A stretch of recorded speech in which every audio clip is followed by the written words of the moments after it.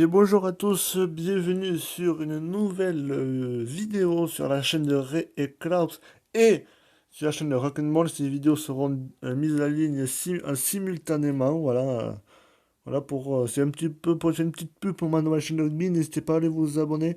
Et là, aujourd'hui, je vais vous conter un match. Mais avant, je salue mon meilleur ami Klaus. Salut Klaus, comment ça va? Très bien. Ben voilà, mais on va pas tarder, on va commencer à parler du match, un match mythique dans l'histoire du rugby mondial, match mythique dans l'histoire même des Coupes du Monde, lors le France-Nouvelle-Zélande de 1999. Est-ce que tu es prêt à entendre le récit de ce match de légende? Que- Oui. Allez, c'est parti.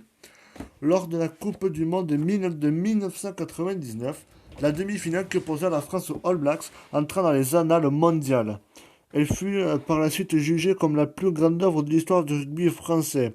Jusqu'à ce match, les Bleus de Scrella et Villepreux avaient fait un parcours ordinaire dans la compétition et on ne leur voyait pas un grand avenir. Et ils entamèrent leur demi-finale de manière conforme aux prédictions sobres et non énoncées dans leur devoir sans joie. Ils ramassaient non, il ramait en suffocant face à des Blacks qui, en toute logique, devaient les laminer. À la reprise de la deuxième mi-temps, le titanesque Lomu, John Alomu, qui est décédé il y a un petit moment, je crois, il y a 5 ans, je crois, vient fracasser la défense française en essayant de le stopper. Benazi, Abdelatif Benazi, grand joueur français, c'est un peu le Zidane du rugby, s'explosa à son tour dans un improbable tampon qui annonça la révolte. Réveillés au vestiaire et enivrés par un enthousiasme nouveau surgissant de leur cœur en lambeaux, les Français, prêts à s'immoler pour sauver l'honneur, ils allaient renaître brillamment sur le lit de braise, là où les All Blacks, qui menaient 24-10, voulaient les retirer définitivement. La deuxième mi-temps révéla donc une équipe de France à l'énergie insoupçonnée, habitée par un esprit flamboyant presque surnaturel.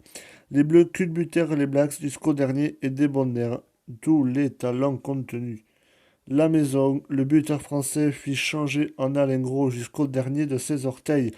Des buts et des drops d'un autre monde tombèrent dans l'escarelle française, qui déborda des points et de joyeuses écumes. Lomu ne toucha plus une balle, plus triste qu'une branche qui laisse tomber son fruit pour personne. Il finit même par baisser son pavillon d'extraterrestre face à l'extravagance, impertinence de Dominici, au physique de bébé comparé au Golotte,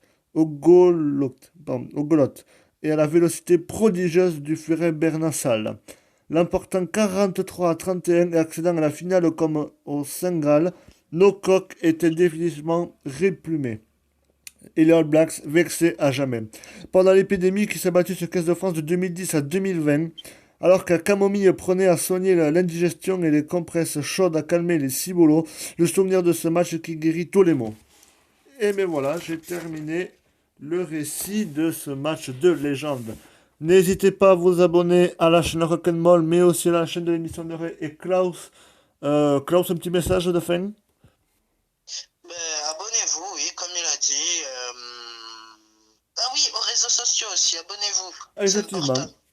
Allez, salut, salut. Enfin, Rock'n'Ball, pour Bon, l'instant, ne compte pas de réseaux sociaux pour l'instant. Mais on va voir. Allez, salut, salut.